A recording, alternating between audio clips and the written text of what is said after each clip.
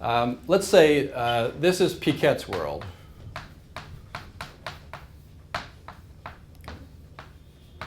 And this is Vanessa's world. Okay? Let's just brainstorm quickly as a class here. What words would we put in either side? Let's just get some words going. For Vanessa, how would you describe her world? Joyful. Joyful? Okay, that's good. Stable. Stable? Stable. Good. Come on. Worth. Worth? She has a sense of worth? Is that what you mean? Her life is worth. Her life is worth. She treated So a sense of worth. She's open. open-minded. Open-minded. Open-minded? Okay. How do you mean she's open-minded? What's an example of that? At first, she'd like to talk to her. Mm-hmm. She wants to Because approach, form some sort of relationship, get some conversation. She has some problems with that because Piquette isn't quite interested in it. But, okay, other words. Responsible. Responsible? How is she responsible? She doesn't like her, but the father, he has a job as a doctor, so she accepted. So she tried to be friend with Piquette. Yeah, good point. So she may not, really like Piquette or naturally be drawn to her as a friend, but because she's invited to the cottage, okay, I'm going to make an attempt to get a friendship going. Good. What else? educated. Educated. As opposed to, what about Piquette? She couldn't go to school regularly. Why not? There's no reason, but because of the family chores or Yeah. because of her family background. Family chores. School may not be a priority. She was sick all the time. She's definitely at a disadvantage because, yeah. Health problem. Yeah, so I'm just going to put sick for health problems. And I'll put school, question mark. Okay. Is she in the same class as Vanessa? Yes. Before she dropped out? Yeah, she's not going on to college like Vanessa does in the story. And is she the same age? Which indicates that, 2 years older. what does that tell us?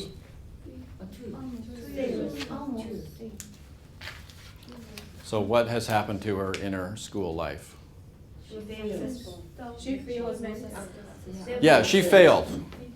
We don't always hear that term used today, but back when the story takes place and in the 60s when Margaret Laurence was writing the story, students failed.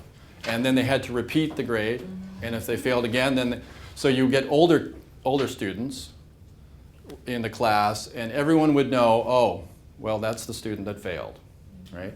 Not a very nice feeling. She's kind of like Cinderella. Do you know that story, Cinderella? She's lonely. She's lonely, probably. Yes. I would be.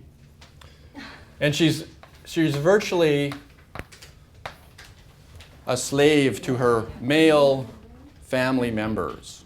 Okay. Now you may say, well, that's a bit harsh, Doug, but I'm suggesting that because she's the low person in the status of a group that's already sort of lower class in the social strata of the town at the time, that she's kind of like, I'll put that in quotation marks. Other words that we could use to describe Piquette's world. Self-pity. Self-pity? Okay. Or self-mocking. Piquette? Yes.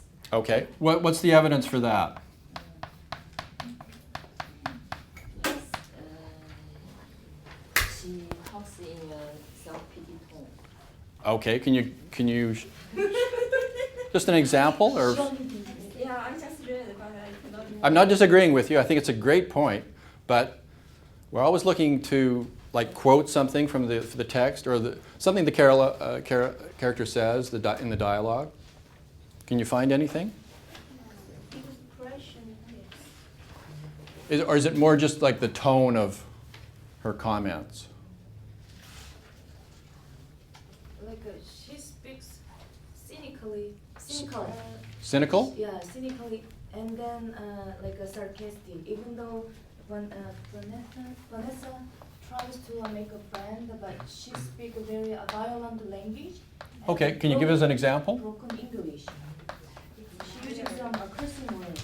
She does swear, yeah. Probably that's an influence from being in that household with those guys. They're probably swearing too. And the cynicism, can you tell me why you get a sense that she's cynical? Even though Vanessa tried to make a friend, but she kept reject her approach.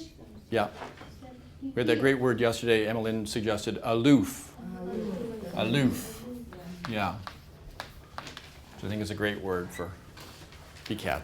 She's not talkative. Not talkative, yeah. Aloof, but also quiet.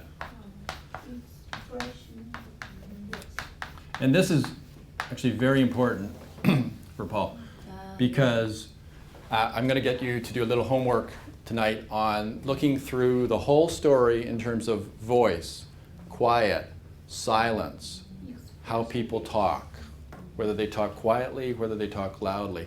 Because all of that through the whole story is designed by the author for special literary effect. She wants respect.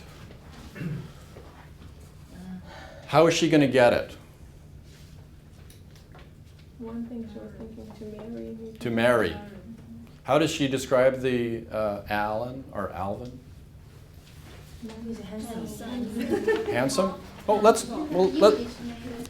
go to the text, because this is the cafe scene. It's page 279.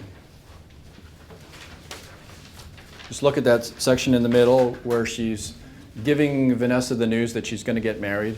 What does she say about Alvin that might be worth noting?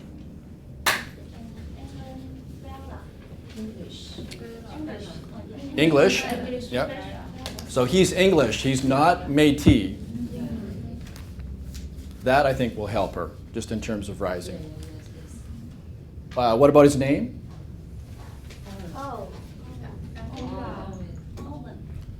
But she gives his 3 names. Why? The person is mixed too. The person is mixed too. Mixed. Like a half-breed or immigrant from another country. Different Alvin? background, No, I think she mentions that he's English. He's an English fella, which means an English guy or fellow. And not Métis, not Indian, not Native, not First Nations. English. And I think that's in there for a reason. The adjective that's in this paragraph is, can anybody see the one I'm fishing for? I think the boy is very popular.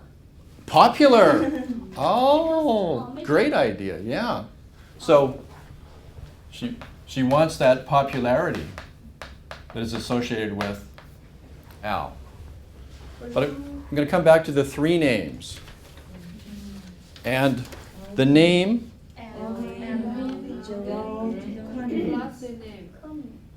classy name. Yes, Jane. Classy. Do you get it? Class. Okay, that adjective is used for a reason. It's got the whole issue of class. Remember we were talking about lower class and how she's the low person in the low class. So it's a classy name. I think you're right. She wants to marry this guy because he's the ticket to a better life, right?